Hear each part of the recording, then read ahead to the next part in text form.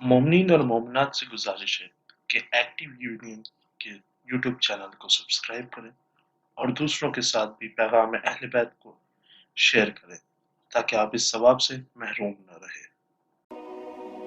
बिस्मिल्लाहिर्रहमानिर्रहीम। सामीन मोहतरम, मुझे आपसे एक बहुत ही अहम दुआ जो माह मुबारक रमज़ान में हर शब पढ़ी जाती है, और ये तकाज़ा है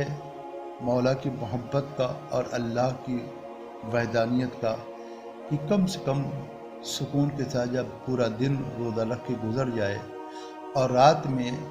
जब इत्मीनान के साथ सुकून के साथ रोज़ा वगैरह खुलने के बाद बैठें तो इस दुआए मुबारक की तिलावत करें जिसे दुआए इफ्तिताह कहते हैं। दुआ इफ्तिताह में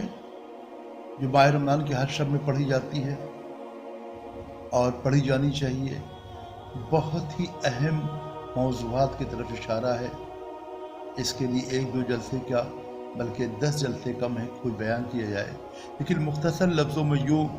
अर्ज़ करना चाहता हूँ कि दुआ एक ऐसी चीज़ है कि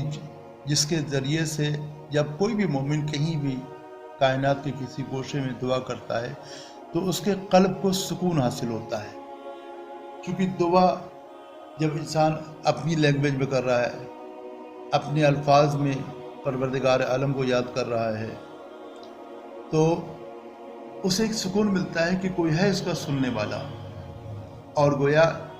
एक बेज़ुबानी में अल्लाह की उलूहियत का इकरार कर रहा होता है।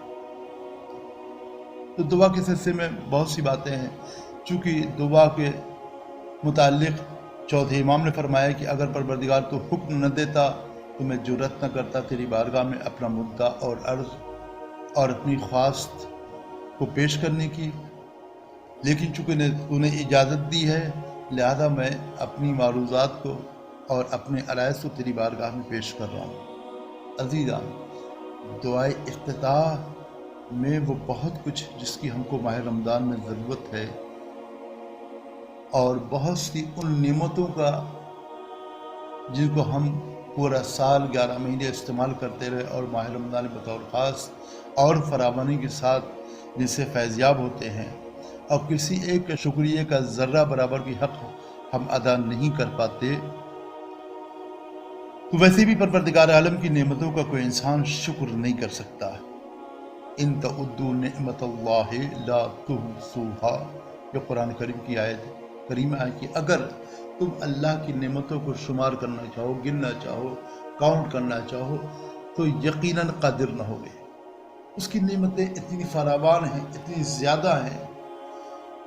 इतनी लामहदूद हैं कि इंसान आजिज़ है कि किसी एक नेमत को भी सही से दर्क कर सके, उसकी अज़मत को समझ सके। शुक्रिया तो बहुत दूर की बात है। हकीकत है कि इंसान किसी एक नेमत का भी सही से शुक्रिया नहीं अदा कर सकता। लेकिन इन्हीं हालात में ये दुआ इफ्तिताह जो हमारी है, इस दुआ में जो सबसे ज़्यादा फोकस किया गया है और सबसे अहम जिस बात की तरफ तवज्जो दिलाई गई है, दुआ के निस्फ यानी आधे हिस्से में या इससे कुछ ज़्यादा हिस्से में, वो अल्लाह की हम्द व सना है। अल्लाह की हम्द व सना, उसकी नेमतों का शुक्र मुख्तलिफ अंदाज मुख्तलिफ लहजे में कई पैराग्राफ में और दसियों मुकामात पर हम्द करने का और शुक्र बजा लाने का तरीक़ा हमें सिखाया गया है कि कैसे अल्लाह की नेमतों का शुक्र अदा करें। हम यकीनन उसकी नेमतों की अज़मत को दर्क कर ही न पाते अगर ये दुआएं ना होती, और इस तरीके से दुआओं में हम्द और उसके शुक्र का तरीक़ा जो सिखाया गया है। तो दुआए इफ्तिताह में सबसे पहले तो जो ज़्यादा समझ में बात आती है और ज़्यादा वाज़ेह है वो अल्लाह की हम्द सना। यकीनन हम्द व सना पर परवरदिगार आलम की सब कुछ डिपेंड है। अगर हम उसकी नेमतों का शुक्रिया अदा करेंगे तो नेमतों में परवरदिगार आलम ने फरमाया मैं इजाफ़ा कर दूँगा, व इन शकरतुम लअज़ीदन्नकुम,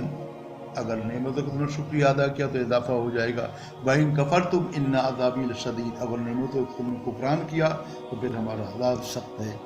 تو اب حمد کیسے کریں، یہ ایک مسئلہ اور مرحلہ بڑا ہے۔ ہم کبھی ہم پر قادر نہ ہوتے، اس کا کوئی حق ادا نہ کر پاتے اگر معصومین نے ہماری دستگیری نہ فرمائی ہوتی۔ اور حمد کے طریقے کتابوں میں دعاؤں میں الگ الگ ہیں۔ ایک حمد کے سلسلے میں وہ دعا ہے جو عام طور سے تعقیبات میں مشہور ہے، اللہم لک الحمد کلہ وبیدک الخیر کلہ والیک یرجع الامر کلہ علانیہ۔ تو ایک تو یہ والی دعا ہے قریب ایک پیج کی، جو حمد پروردگار عالم کے سلسلے میں ہے، اور مختلف نعمتوں کو پروردگار عالم کی جس کو ہم سوچ نہیں سکتے، اس دعا میں بھی اسی طریقے سے دعا اختتام ہے، اور اسی طریقے سے دعائے جوشن صغیر میں بھی ہمیں اللہ کی مختلف نعمتوں کا ذکر کر کے کیسے حمد و ثنا کرنی چاہیے اس کا طریقہ سکھایا گیا ہے۔ یقین جانیں کہ اگر ہم نے اس کی حمد و ثنا کا کچھ حق ادا کیا اس دعا افتتاح کے ذریعے سے، یا اس تعقیبات کے ٹکڑا جو میں نے اسٹارٹنگ کا میں نے پڑھا اس کے ذریعے سے، یا اس ماہ رمضان المبارک میں دعائے جوشن صغیر پڑھ کے، تو یقین مانیں کہ نعمتوں میں اضافہ ہوگا۔ اور نعمت فقط یہی نہیں ہے کہ جو ہمارے سامنے دکھنے میں آتی ہے، رزق فقط یہی نہیں جو ہمارے سامنے دکھنے میں آتا ہے، یعنی کھان پان وغیرہ، بلکہ نعمت پروردگار عالم کی انواع اقسام ہے، جسے اس دعائے مبارکہ یعنی دعائے اختتام میں بیان ہوا ہے اور بہت سی جگہوں پر بیان کیا گیا ہے۔ تو جب پروردگار عالم کی نعمتوں کا ہم ذکر کریں گے، اس کی حمد و ثنا کریں گے، تو نعمتوں میں اضافہ ہوگا، بلاؤں میں کمی آئے گی، پریشانیاں دور ہوں گی۔ اور ایک بڑے اہم نکات ہیں جس کی طرف میں اشارہ کرنا چاہتا ہوں، وہ اس میں نہیں ہو پائے گا، اور دعا سے متعلق ایک اہم سوال کا جواب بھی ہے جو آج کل عام طور سے نوجوانوں کو درپیش ہوتے ہیں۔ انشاءاللہ اگلے ایپیسوڈ پہ اس کو بیان کرنے کی کوشش کروں گا۔ الحمدللہ رب العالمین، وصلی اللہ علی سیدنا محمد وآلہ اجمعین۔ اللہم عجل ولیک الفرج وجعلنا من عوانہ وانصارہ۔